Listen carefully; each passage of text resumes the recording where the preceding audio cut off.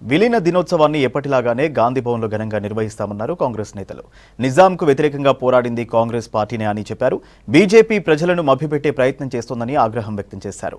బీఆర్ఎస్కు 10 ఏళ్లు తెలంగాణను పాలించే అవకాశం ఇస్తే ప్రజల సొమ్ము దోచుకుని టీవీ ఛానల్స్లో తప్పుడు ప్రచారం చేస్తున్నారని ఆగ్రహం వ్యక్తం చేశారు హస్తం పార్టీ నేతలు.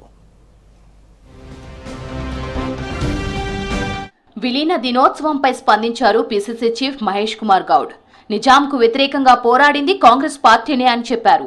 బీజేపీ ప్రజలను మభ్యపెట్టే ప్రయత్నం చేస్తోందని విమర్శించారు. విలీన దినోత్సవాన్ని ఎప్పటిలాగానే గాంధీ భవన్లో ఘనంగా నిర్వహిస్తామన్నారు. జిల్లా కేంద్రాల్లో కూడా విలీన దినోత్సవం నిర్వహించనున్నట్లు చెప్పారు. ఆనాడు బీజేపీ బీఆర్ఎస్లు ఎక్కడ ఉన్నాయని ప్రశ్నించారు. వాళ్లకు మాట్లాడే అధికారం ఎక్కడిదని నిలదీశారు మహేష్ కుమార్. కొన్ని దశాబ్దాలుగా కాంగ్రెస్ పార్టీ తెలంగాణ విలీన దినోత్సవం జరుపుకుంటా ఉంది. రేపు కూడా గాంధీ భవన్ లో అదేవిధంగా జిల్లా హెడ్ క్వార్టర్ లో తెలంగాణ విలీన దినోత్సవం జరుపుకుంటా ఉన్నాం. బీజేపీ వారు ఇవాళ విమోచన దినమని ప్రజల్ని కన్ఫ్యూజ్ చేసే ప్రయత్నం చేస్తా ఉన్నారు. వాస్తవానికి నిజాంకు వ్యతిరేకంగా పోరాడింది ఆనాడు రామానంద తీర్థ ఆధ్వర్యంలో కాంగ్రెస్ పార్టీ, దాంతోపాటు కమ్యూనిస్టులు. ఆనాడు బీజేపీ వారు సోయలేదు, బీఆర్ఎస్ పార్టీ పుట్టినలేదు. వాళ్ళు ఇవాళ విలీన దినోత్సవాన్ని రకరకాలుగా పేర్లతో మారుస్తూ కన్ఫ్యూజ్ చేసే ప్రయత్నం చేస్తా ఉన్నారు. గర్వాపసిలో భాగంగా కాంగ్రెస్ పార్టీలో చేరారు ఆదిలాబాద్ జిల్లా నాయకులు. పీసీసీ చీఫ్ మహేష్ కుమార్ గౌడ్ పిలుపుతో పార్టీలో చేరారు నేతలు. ఆదిలాబాద్ మాజీ డీసీసీ అధ్యక్షులు సాజిద్ ఖాన్, మాజీ పీసీసీ ప్రధాన కార్యదర్శి గండ్రత్ సుజాత, మాజీ market committee chairman Sanjeevareddy Congress లో చేరారు. కండువాలు కప్పి పార్టీలోకి ఆహ్వానించారు PCC chief. CM Revanth Reddy hostel విద్యార్థులకు మెస్ ఛార్జీలు 40% పెంచడంతో పాటు మెనూ మొత్తం మార్చారన్నారు ఎంపీ మల్లు రవి. నాగర్ కర్నూలు జిల్లా బిజినేపల్లి మండల కేంద్రంలో సోషల్ వెల్ఫేర్ గురుకుల పాఠశాలలో నూతనంగా ఏర్పాటు చేసిన వాటర్ ప్లాంట్ ను ఎంపీ ప్రారంభించారు. వాటర్ ప్లాంట్ ప్రారంభంతో విద్యార్థులకు 24 గంటలు శుద్ధి చేసిన తాగునీరు అందుబాటులో ఉంటుందన్నారు. ముఖ్యమంత్రి రేవంత్ రెడ్డి గారు మెస్ ఛార్జీలు 40% పెంచడం వల్ల ఈ మెనూ అంతా మారింది.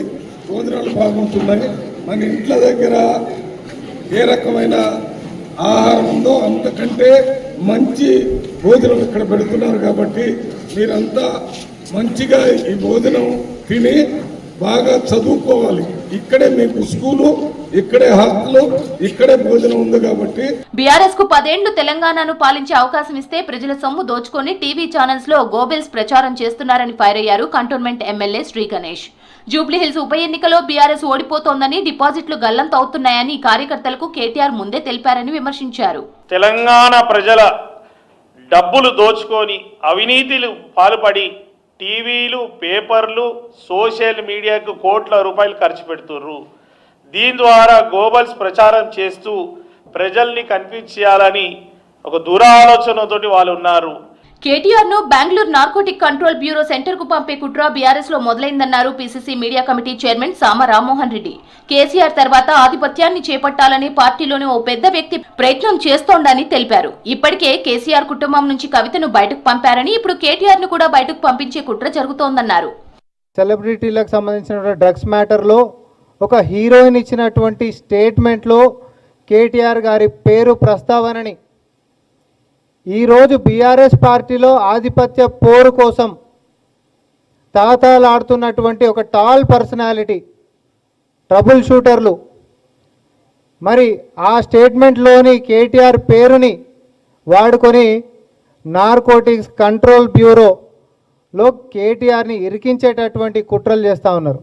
కుటుంబంలో నాకౌట్ మ్యాచ్లో ఒకరు బయటికి వెళ్ళిపోయినరు, ఇంకొకరు మాత్రమే మిగిలిరు. కాబట్టి వాళ్ళను కూడా బయటికి పంపించేసేటటువంటి వ్యూహాన్ని ఈరోజు బీఆర్ఎస్ పార్టీలో చాలా జాగ్రత్తగా ముందుకు సాగుతా ఉన్నారు. డీసీసీ కమిటీలపై పీసీసీ ఫోకస్ చేసింది. నిన్నటి నుంచి డీసీసీ కూర్పుపై పీసీసీ చీఫ్ మహేష్ కుమార్ నేతలతో 1-to-1 నిర్వహిస్తున్నారు. నిన్న 12 జిల్లాల నేతలతో భేటీ పూర్తి చేయగా ఇవాళ 2వ రోజు మిగిలిన జిల్లా నేతలతో రివ్యూ చేశారు పీసీసీ చీఫ్.